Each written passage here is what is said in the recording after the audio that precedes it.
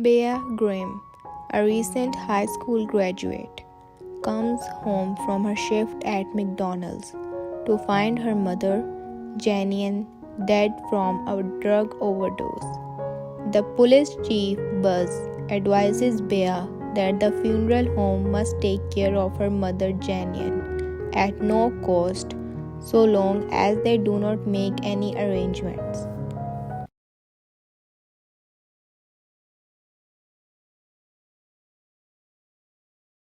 Bea learns from Gary Shelby, her mobile home park landlord, that her mother was 3 months behind on the rent and he is evicting her. Bea calls her father, who agrees that she can spend the summer with him. Dakota, Buzz's son, who also pays Bea for sexual favors, agrees to take her to the airport so she can fly from Kentucky to South Texas. When Bea lands in South Texas, her father Brian Grimm picks her up. Together they take the ferry into the Bolivar Peninsula on Galveston Bay near Houston, where Brian lives. On the ferry, Bea runs into a young man taking photos, whom she immediately dislikes. There, Bea meets her stepmother Elena and stepsister Sarah. Sarah introduces Bea to Marcos, her boyfriend, and his friend Samson, who lives next door to Brian. Bea does not mention she has already encountered Samson on the ferry. He was the man who was taking photos and disliked him. Bea rides with Sarah, Marcos, and Samson to a Walmart to buy herself clothes and other necessities. On the trip, she has several conversations with Samson, deciding that though he is rich, he is also a person of integrity. That night, she goes to the beach for the first time, though she does not enter the water. For several days, she pretends to be ill to avoid interacting with her new step-family. She has not told them that Janine is dead or that Janine used to rent and discretion money meant for Bea to buy drugs. Walking on the beach, she rescues a stray dog and takes it home to feed it. Samson, who is replacing shingles for an older woman, Marjorie, calls Bea onto the roof. There she sees a beautiful view of Galveston Bay. Descending, she meets Marjorie, who convinces her to name her new dog Pepper Jack Cheese. That night, Samson pursues Bea to walk into the ocean. They draw close together with him holding her and are having a conversation when Bea is stung by a jellyfish. Samson carries her out of the water to the outdoor shower in the lower level of her house, where he sprays vinegar on her leg. Bea cries out for him to stop. When her father hears this, he assumes Samson is assaulting her and punches him in the face. Bea, Sarah, and Samson convince Brian that Samson was helping Bea with her injury, not assaulting her. From the bathroom, Bea and Samson listen to the conversation between Brian and Elena.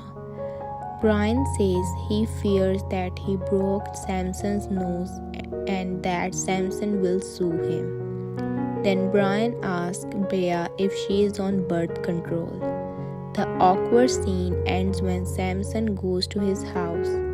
Bea finds the memory card she took from his camera when he took her pictures on the ferry and takes it to the house. She tells Samson her mother died of an overdose and that she has a volleyball scholarship to Penn State. Samson tells her that his mother died when he was 5 years old.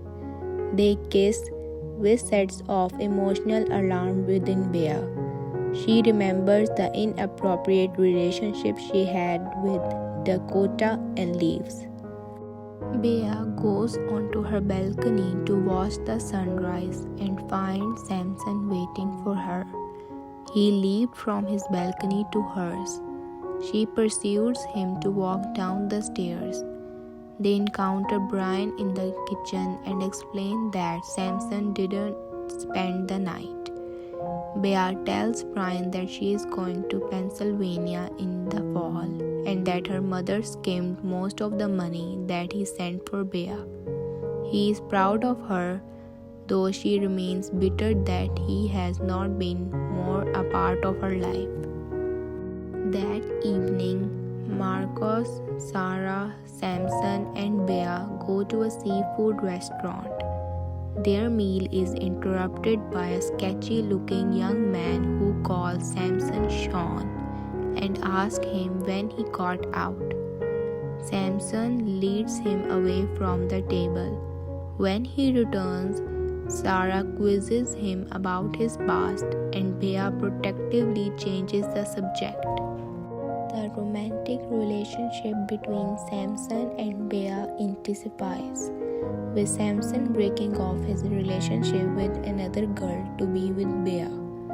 Samson also sends away Beau, an obnoxious youth who expresses sexual interest in Bea. Samson and Bea ritually watch the sunrise together from her balcony. Samson suggests they take a golf cart to a scheduled beach one afternoon. After kissing in the ocean, they head home only to realize that PJ, the dog, is missing.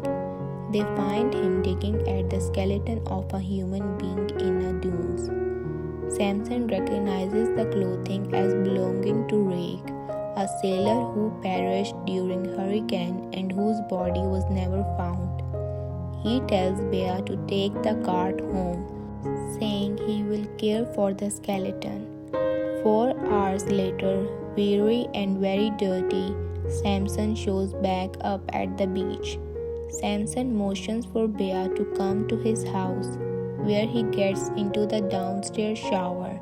She helps him clean off the sand and dirt and sexually pleasures him. On July 4, the 4 friends climb to Marjorie roof and watch fireworks over Galveston Bay. Samson refers to the ocean as Darya, commenting on its beauty. He had told Bea that Darya broke his heart and she assumed Darya was a girl. She now realizes that it was the ocean. Bea challenges 3 strange boys on the beach who have put up a volleyball net, claiming the least athletic of them as her partner. She engages in a fierce volleyball game. Samson comes out of his house and watches, cheering her on. Bea notes that this is the first time anyone has ever cheered for her, and she is overwhelmed.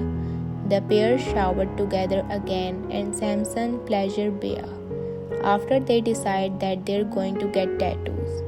Each chooses the other's tattoo, which holds a symbolic meaning.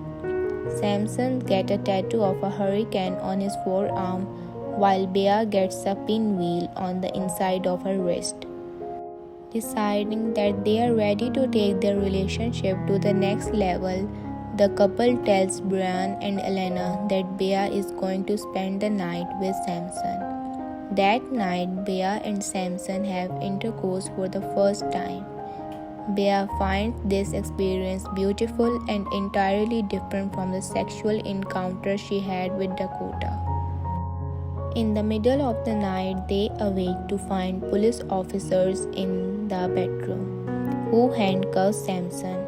When Bea dresses and goes downstairs, she encounters a young family who says this is their house and they have no idea who Samson is. At the police station, Bea learns that Samson has been fugitive for some time and there are numerous charges against him. Her father believes Samson is nothing but a con artist, though Bea believes he is a worthwhile person. Because he is indigent, Samson cannot afford legal counsel. Bea begs Marjorie, who is fond of Samson, to contact her son Keith, an attorney, to represent him. Bea visits him the next day in the Galveston County Jail. Samson confesses everything he has done and explains why he did it. Rake was his father. Samson has been on his own since he was 13 years old. He tells Bea to break off all contact because he wants her not to focus on him but to go to Penn State and live her life. Upset because Samson refuses any contact with her, Bea decided she will stay in Texas and work to get him released. She finds a list he made of everyone whose house he entered, all the repairs that he did, and the food that he ate. The attorney and her parents gradually convinces her that Samson is going to prison and she needs to think about herself, the very thing Samson told her to do. Eventually, Bea decided that she must go to Penn State. After 4 successful years at Penn State, having had no contact with Samson apart from talking with his lawyer, Bea shows up at the penitentiary the day Samson gained release. He's overjoyed to see her. She tells Samson that she is now in law school and wants to work to provide criminal justice for indigent clients. She drives him back to the beach and he runs into the ocean. Afterward, they call his attorney to tell him that Marjorie left her house to Samson when she died. The two go up on the roof to look out at the bay one last time and confess their love for one another.